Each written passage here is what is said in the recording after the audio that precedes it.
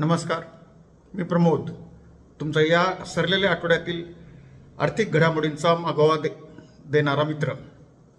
या आठवड्यात खुशखबरीच आहे। सप्टेंबर 24 नंतर सलग 6 महिने बाजार जो पडत होता तो या आठवड्यात पूर्णपणे सावरला। सतत 5 दिवस बाजार चढत्या क्रमाने बंद झाला, ज्याला आपल्या टेक्निकल भाषेमध्ये हायर हाईज करत बंद झाला। अगदी आकडेवारी द्यायची झाली तर आठवडाभरात सेन्सेक्सने 4.17% परतावा दिला एका आठवड्यासाठी। निफ्टी 50ने +4.26 परतावा दिला। निफ्टी बँक निफ्टीने 5.27% परतावा दिला। निफ्टी मिड कॅपने 7.74% परतावा दिला। निफ्टी स्मॉल कॅपने 8.64% परतावा दिला। मार्केटचा पीई हा 19 वर स्थिरावला। 22-23च्या दरम्यान घुटमळणारा पीई हा 19 वर स्थिरावला आहे। आता 22-23ला जेव्हा मार्केटचा पीई होता तेव्हा असं मत होतं, त्यातल्या त्यात फॉरेन इन्स्टिट्यूशनल इन्व्हेस्टर्सचं मत होतं की भारताची मार्केट ही महाग झालेली आहे, त्यामुळे ते प्रॉफिट बुक करून निघून जात होते। त्याच वेळेस चायनाने त्यांच्या इकॉनॉमीला बूस्ट करण्याची पॉलिसी घेतली असल्यामुळे फॉरेन इन्स्टिट्यूशनल इन्व्हेस्टर्सनी बाय चायना सेल इंडिया हे धोरण स्वीकारलं आणि आपला बाजार 26 सप्टेंबर 24 पासून गडगडायला लागला।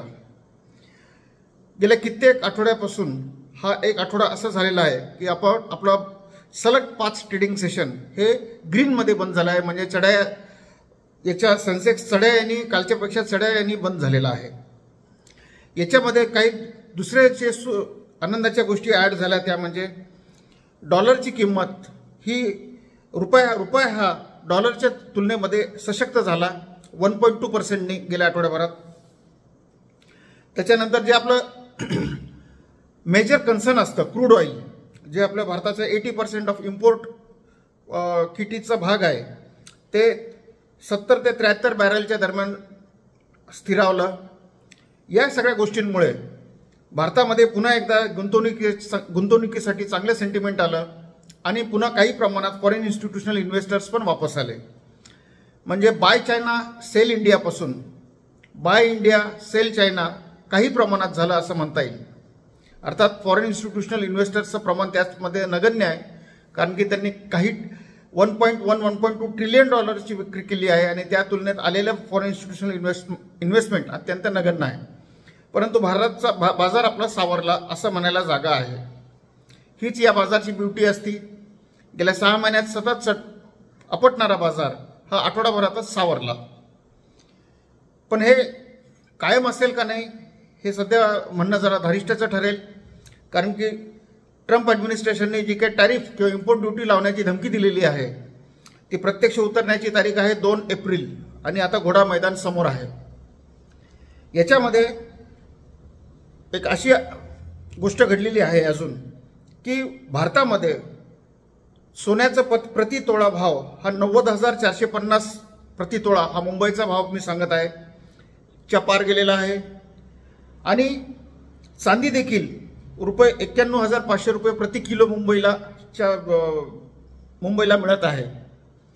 तर या सगळ्या गोष्टींमुळे असं लक्षात येतं की गुंतवणूकदार आपल्या सगळ्या असेट क्लासमध्ये गुंतवणूक करत आहे। सोन्याची मागणी वाढण्याचं कारण म्हणजे प्रत्येक देश आपल्या सोन्याचा साठा वाढवत आहे। त्याच्यामध्ये चीन आघाडीवर आहे, अमेरिका आघाडीवर आहे, भारत देखील आपले सोने वाढवण्याचा प्रयत्न करत आहे। त्यामुळे मागणी आणि पुरवठ्याचे गणित व्यस्त होत आहे। येणाऱ्या लग्नसराईचा एकंदर सगळा मोसम पाहता मागणी देखील सोन्याला जास्त आहे, चांदीला जास्त आहे, त्यामुळे देखील भाव वधारले आहेत। असं म्हणतात की चांदी 1 लाख रुपये किलो आणि सोनं 1 लाख रुपये तोळा या लग्नसराईच्या सीझनमध्ये जाईल। या सगळ्या गोष्टींचा अर्थ एवढाच आहे की आपल्या पोर्टफोलिओकडे लक्ष पाहिजे, आपल्या ध्येय धोरणांकडे, आपल्या पैशाकडे लक्ष पाहिजे, प्रत्येक आंतरराष्ट्रीय घडामोडीकडे लक्ष पाहिजे। याच्यातली सुखावणारी गोष्ट म्हणजे भारताची अर्थव्यवस्था ही पहिल्या 5 मध्ये असल्या कारणाने भारतावर आता सहसा कोणी पूर्वी इतकी दादागिरी करू शकत नाही। भारताला इग्नोर करू शकत नाही, भारतीय अर्थव्यवस्थेला इग्नोर करू शकत नाही, भारताची स्वतःची जी काही डोमेस्टिक मार्केट आहे त्याला इग्नोर करू शकत नाही. भारताचं बऱ्यापैकी मत विचारात घ्यावं लागतं. भारताने देखील अमेरिकेचं अवलंबित्व ट्रेडिशनली कमीच असल्यामुळे इतर मार्ग निवडले, जसं त्यांनी ऑस्ट्रेलियाशी व्यापार वाढवला, जपानशी वाढवला, रशियाशी वाढवला आणि आता युरोपियन युनियन आपल्याला पायगडा घालत आहे. यामुळे डॉलरवरचं आपलं अवलंबित्व आणि अमेरिकेतील ज्याला आपण बोलीभाषेत दादागिरीच म्हणूया वर होण्याच्यामुळे होणारा परिणाम हे खूप मर्यादितच असणार आहे. दुसरं एक उदाहरण द्यायचं झालं की एखाद्या सेक्टरमध्ये एखादा तगडा प्लेयर जर का आला तर प्रतियश कंपन्यांचे शेअरचे भाव पडतात. आता उदाहरण द्यायचं झालं तर केबल आणि वायर बिझनेसमध्ये 2 मोठे तगडे प्लेयर्सनी एंट्री अनाऊन्स केलेली आहे. ते म्हणजे अदानी ग्रुप आणि अल्ट्राटेक ग्रुप म्हणजे बिर्ला ग्रुप. या दोन्ही ग्रुप्सनी केबल बिझनेसमध्ये एंट्री अनाऊन्स केलेली आहे. त्यामुळे जे काही ट्रॅडिशनल केबलचे शेअर्स आहेत, KEI, पॉलिकॅब वगैरे, यांच्यामध्ये बऱ्यापैकी करेक्शन झालेलं आहे. याला म्हणतात डिसरप्टिव्ह एंट्री. तर ह्या गोष्टी होतच असतात. एखादा तगडा प्लेयर जर का आला तर त्याच्यानंतर जे काय प्रतियश कंपन्या असतात त्यांचा कम्फर्ट झोन थोडासा डिस्टर्ब होतो आणि याचाच फायदा ट्रेडर्स घेत असतात, त्यामुळे बाजार पडत असतो. तर या दोन तीन गोष्टी या आठवड्याच्या महत्त्वाच्या आहे, त्या मी तुम्हाला शेअर केला. सतत आपला पोर्टफोलिओ पाहत राहा, म्युच्युअल फंडचा देखील पोर्टफोलिओ पाहत राहा. गरज पडली तसं प्रॉफिट बुक पण करा, गरज पडली तसं प्रत्येक डिपवर खरेदी पण करत राहा. हेच शहाणपणाचं धोरण आहे आणि हेच या मार्केटमध्ये तज्ञासाठीचं लागणारे गुण आहेत. माझं हे आजचं अनालिसिस तुम्हाला कसं वाटलं हे जरूर सांगा आणि आपल्या मित्रांना, आपल्या आप्तेष्टांना, आपल्या नातेवाईकांना हे शेअर करा. आर्थिक साक्षर बना. या वाटावर माझी साथ द्या. लाईक करा, सबस्क्राईब करा.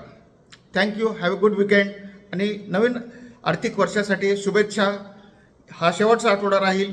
सरते 24-25 हे आर्थिक वर्ष संपेल. त्यावेळेस 1 एप्रिलपासून नव्याने अर्थसंकल्पाचे सगळे तरतूद लागू होतील, बरेच चेंजेस होतील. त्यावेळेस त्याचा वेगळा आपण आढावा घेऊ. Thank you. Have a good weekend.